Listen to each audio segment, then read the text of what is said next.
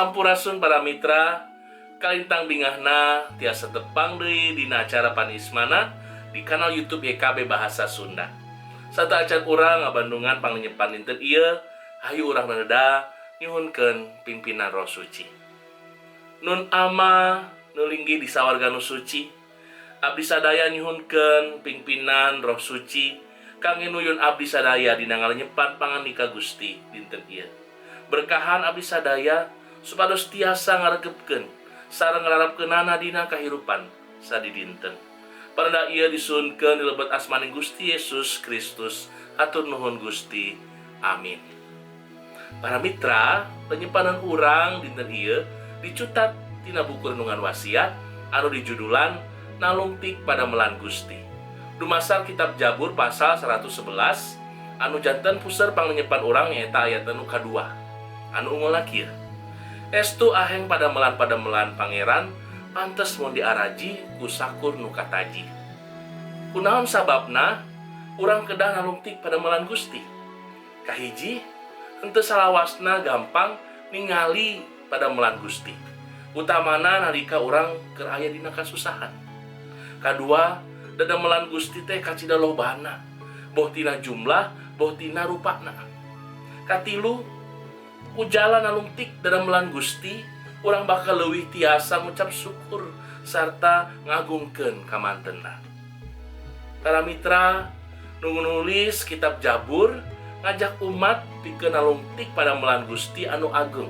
Kecap ageng dina bahasa Ibrani make istilah gadol. Gadol artina gede, aheng, seueur jeung mata helok. Pada melan Allah teh kacida seueurna, agung jeung aheng, nepi ka mata helok. Pikeun tiasa helok, urang kedah uninga damelan sadaya mantena nu mata helok teh. Teras nyamutan sareng dilenyepan.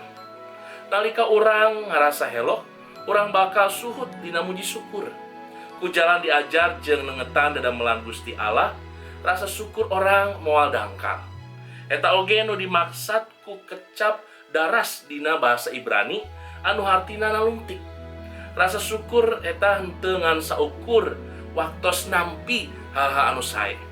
Tapi dina kasusah Gusti estu nang tayungan. Masihan kakiatan sareng jalan kaluar. Para mitra ku kituna, geus saestuna urang kedah nalungtik pada melan Gusti Allah unggal dinten. Supados urang tiasa langkung uninga ka pribadi Allah tur sanggup muji syukur karena segala parantos didamelan ku Allah dina kahirupan urang. Hayu urang nereda. Hatur nuhun Gusti kangge pangnyepan nanget ieu. Berkahan abdi sadaya dina ngalakonan kahirupan sadi dinten.